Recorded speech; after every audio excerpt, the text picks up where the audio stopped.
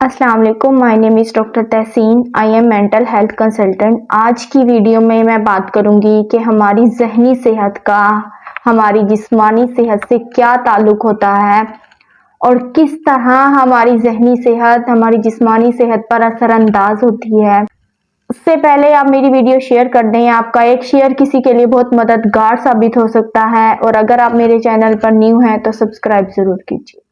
ذہنی صحت کا جسمانی صحت پر بہت گہرا اثر ہوتا ہے۔ اگر ہم ذہنی طور پر تندرست ہوں تو ہم جسمانی طور پر بھی تندرست رہتے ہیں، لیکن اگر ہماری ذہنی صحت خراب ہو جائے تو اس کی وجہ سے ہماری جسمانی صحت بھی خراب ہو سکتی ہے۔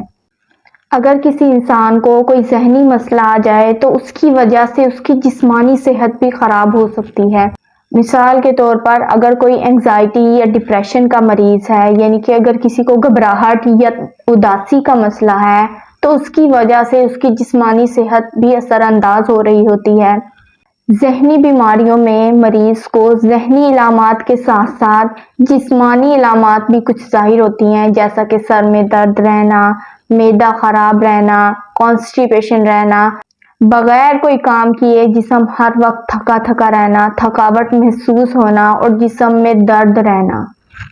اور بہت سی ذہنی بیماریاں ایسی ہیں جو اس حد تک خطرناک ہیں کہ ان میں ہارٹ اٹیک جیسی علامات مریض میں ظاہر ہو رہی ہوتی ہیں۔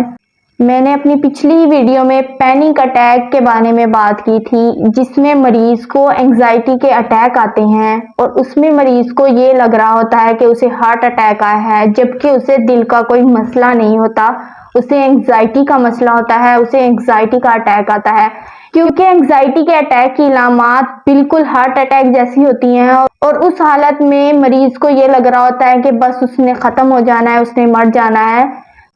حالانکہ یہ ایک ذہنی مسئلہ ہے جس میں مریض کو انگزائٹی کے اٹیکس آ رہے ہوتے ہیں، لیکن اس کی علامات بالکل جسمانی بیماری جیسی ہیں جسے ہم ہارٹ اٹیک کہتے ہیں۔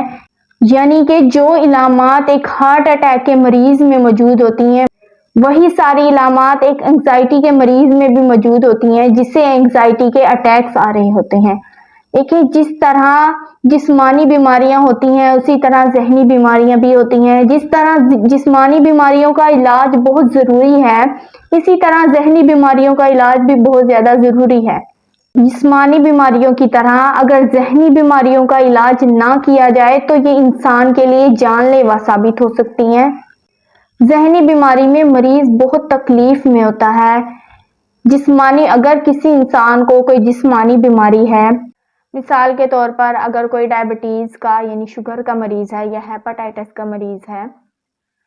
تو اس وجہ سے اس کی فنکشننگ ڈسٹرب نہیں ہو رہی ہے، یعنی کہ اگر وہ دوائی لے رہا ہے اس چیز کے لیے تو وہ اپنی ہر چیز اس کی نارمل چل رہی ہے۔ اگر وہ کام کر رہا ہے تو وہ اپنے کام پر روزانہ جا رہا ہے، اور اپنے رشتہ داروں کے ساتھ اس کے تعلقات خراب نہیں ہو رہے، اپنے دوستوں کے ساتھ بات چیت کرنے میں اسے کوئی مسئلہ نہیں ہو رہا،